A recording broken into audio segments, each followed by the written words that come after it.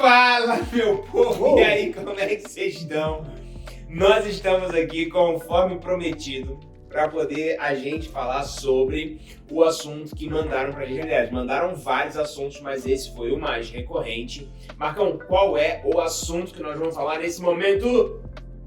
Disruptivo. Livre estou. Não, mano, ele é horroroso.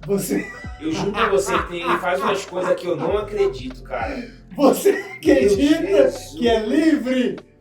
A Frozen aqui não gosta das minhas piadas, mas você é livre, você tem livre-arbítrio, você acredita no livre-arbítrio? Você acredita no livre-arbítrio? Como é que é? Gabriel? Mano, ainda bem, mano. Guarda tua Cara, tudo que eu falo, tem um cara ali que eu deixei brilha de alegria. Diz que o sonho dele é quando ele crescer ser igual a mim. Você chega lá, querido, eu vou te dar umas mudas pra você plantar nessa barba na tua cara ali. Vai. Você acredita no livre-arbítrio? Você acredita no livre-arbítrio?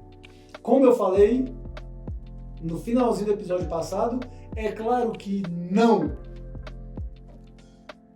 É claro que não vou falar agora assim de cara se eu acredito ou não. Né? Vamos lá, a gente vai largar o cronômetro de 10 minutos aqui. E aí a gente tem 10 minutinhos. 10 minutos para poder falar se a gente tem livre-arbítrio ou não. Sando. Nós temos livre-arbítrio? E aí? Cara, eu não sei. Vamos lá. Eu não acredito no livre-arbítrio como para muitos é pregado. Na capacidade como tem de decidir, de escolher muitas coisas.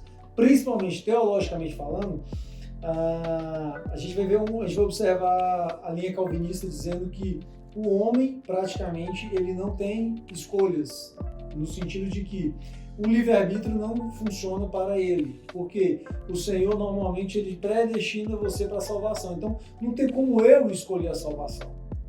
Isso é o que alguns calvinistas pensam.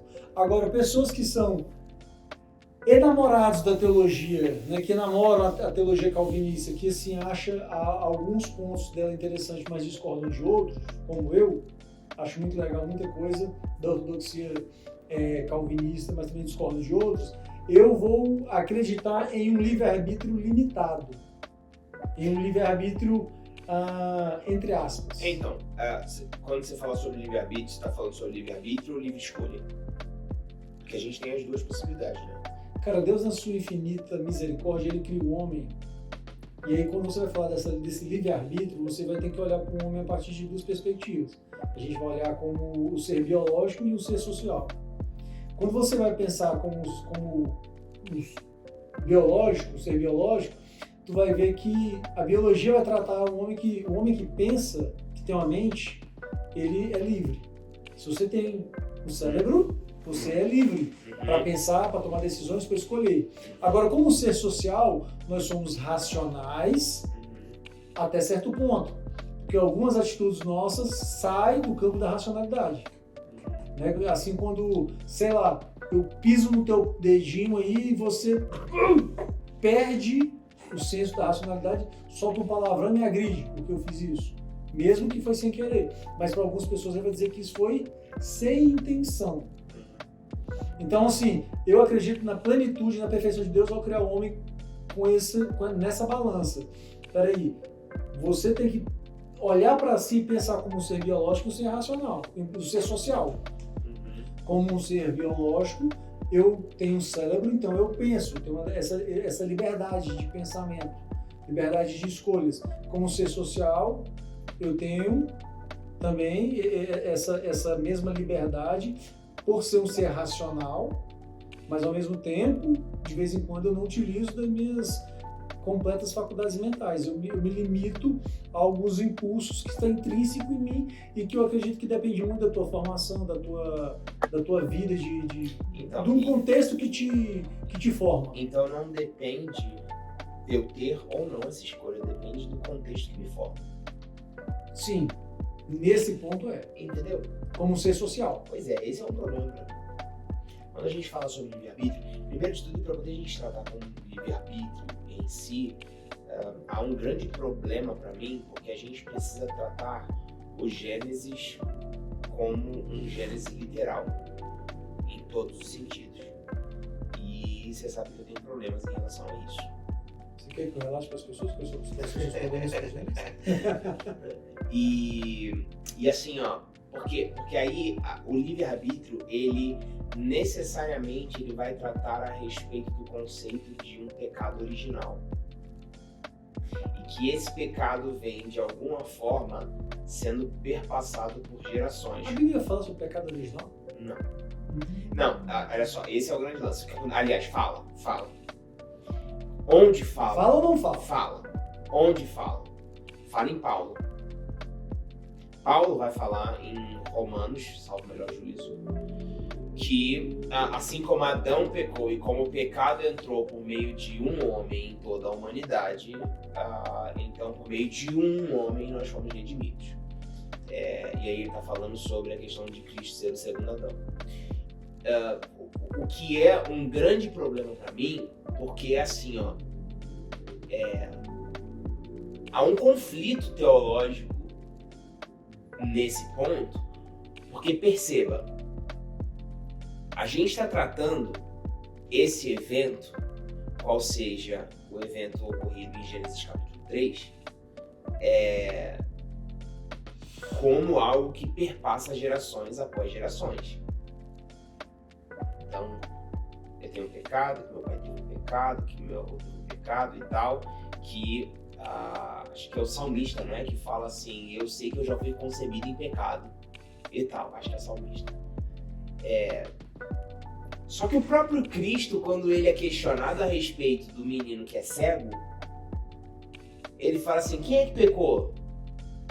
É o pai ou é a mãe? Aí ele fala assim, não, cara, ninguém pecou. Isso aconteceu para que se manifestasse a glória de Deus em vida. Ué?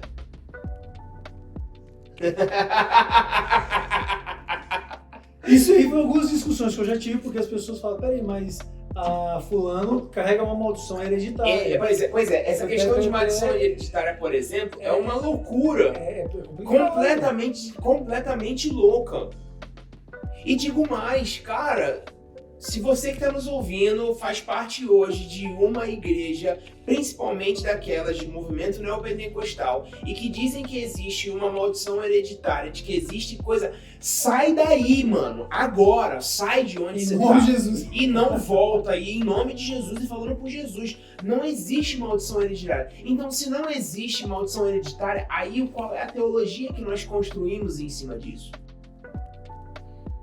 Porque na cruz do Calvário, Cristo levou todo jugo, toda